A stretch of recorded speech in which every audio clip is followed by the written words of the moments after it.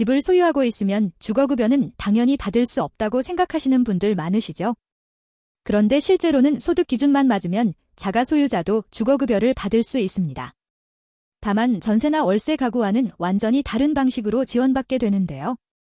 현금 지원이 아닌 집수리, 즉 주택개량 형태로 최대 1,600만 원까지 지원받을 수 있어요. 하지만 여기에는 많은 분들이 모르시는 중요한 조건들과 대기 시간이 있습니다. 안녕하세요. 소소하지만 담백한 복지 이야기를 전해드리는 소담이입니다. 오늘은 자가 소유자를 위한 주거급여, 바로 수선유지급여에 대해 자세히 알아보겠습니다. 집을 소유하고 계신 분들도 소득 조건만 맞으면 최대 1,600만 원까지 집 수리비를 지원받을 수 있는데요. 지원받는 방법부터 실제 지원 금액, 그리고 많은 분들이 놓치고 계신 추가 혜택까지 실생활에 바로 적용할 수 있는 정보들을 준비했습니다. 영상 끝까지 보시면 내 집 상황에서는 어떤 지원을 받을 수 있는지 명확하게 아실 수 있을 거예요. 도움이 되셨다면 좋아요와 구독 눌러주시면 감사하겠습니다. 먼저 가장 큰 오해부터 풀어드릴게요.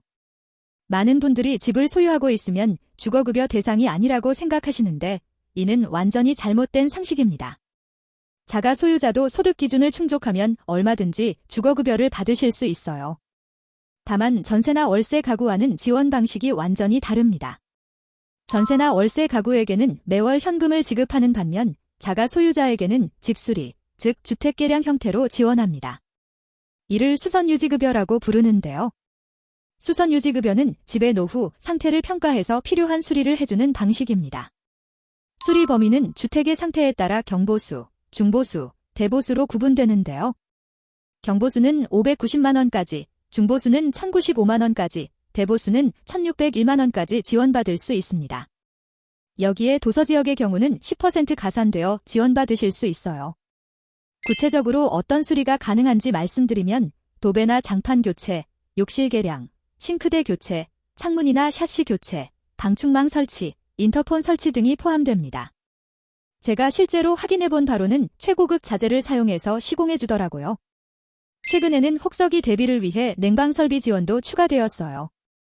벽걸이 에어컨을 가구별로 1개소씩 지원받을 수 있고 입주 청소나 소독 서비스도 받을 수 있습니다. 이런 세심한 부분까지 지원해주는 걸 보면 제도가 점점 더 실질적으로 발전하고 있다는 느낌이에요. 다만 현실적으로 말씀드리면 대기 시간이 상당히 깁니다. 보통 1년 이상에서 3년 정도 기다리셔야 해요. 신청 순서대로 진행되고 지역별로 차이가 있을 수 있습니다. 그래서 조건이 맞으신다면 미리 신청해 두시는 것이 좋습니다. 그럼 선정 기준에 대해 자세히 알아볼까요? 집의 규모나 대출 여부와는 전혀 상관없이 오직 소득 기준으로만 판정합니다.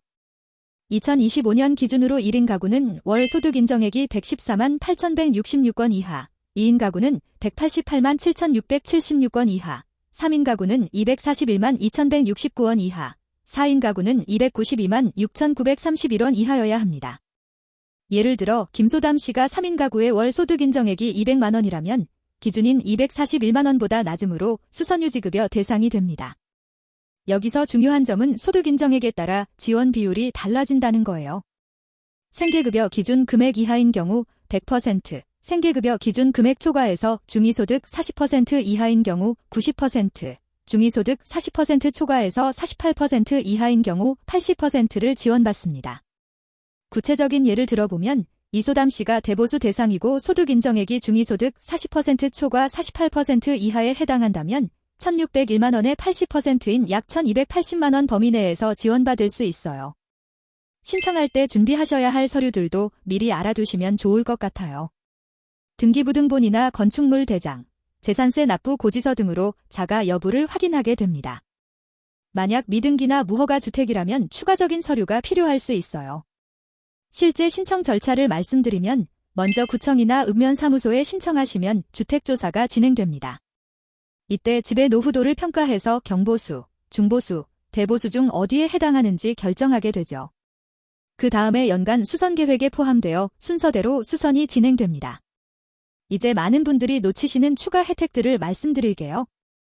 주거급여 수급자가 되시면 기초생활수급자로서 각종 할인 감면 혜택을 이용할 수 있습니다. 문화누리카드도 신청 가능하고 기타 복지 혜택과도 연계됩니다. 특히 장애인이나 만 65세 이상 고령자인 경우에는 주거약자용 편의시설을 추가로 지원받을 수 있어요.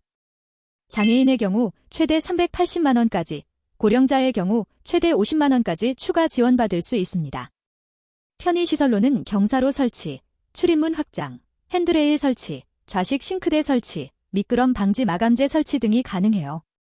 실제로 휠체어를 이용하시는 분들이나 거동이 불편하신 어르신들에게는 정말 필요한 시설들이죠. 침수 피해 우려가 있는 주택에 거주하는 경우에는 침수 방지 시설 설치를 위해 최대 350만 원까지 추가 지원받을 수 있어요. 차수판이나 개폐 가능한 방범용 방충망, 침수 경보 장치, 세대 역류 방지 장치 등이 포함됩니다. 수선 주기에 대해서도 알아두셔야 할 점이 있습니다. 경보수는 3년, 중보수는 5년, 대보수는 7년마다 한 번씩 받을 수 있어요. 다만 긴급한 수선이 필요하다고 인정되는 경우에는 예외적으로 추가 수선이 가능합니다. 신청하실 때 주의하셔야 할 점도 있습니다.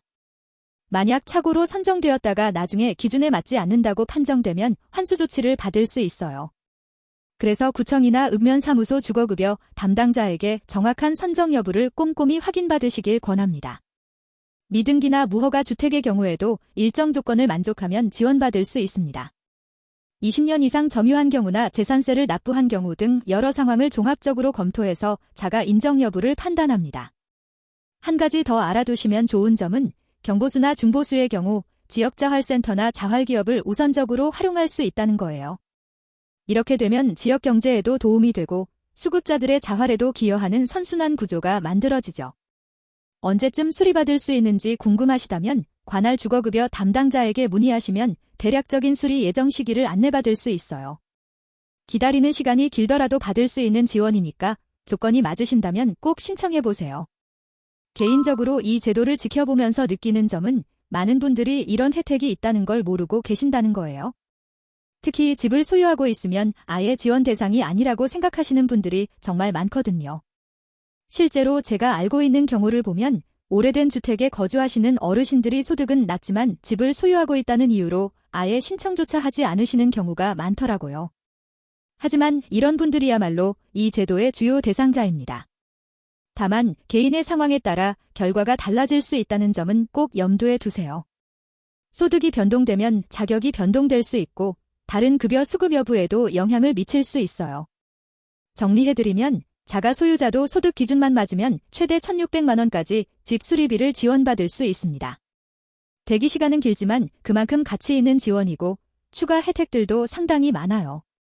무엇보다 많은 분들이 모르고 계신 제도라는 점에서 정보 격차를 줄이는 것이 중요하다고 생각합니다. 혹시 비슷한 상황에 계신 분들이나 이미 신청해보신 분들이 계시다면 댓글로 경험을 공유해주시면 다른 분들께도 큰 도움이 될 것 같아요. 오늘 영상이 도움이 되셨다면 좋아요와 구독 버튼 눌러주시고 주변에 필요하신 분들이 계시다면 영상을 공유해주세요. 소담이었습니다. 감사합니다.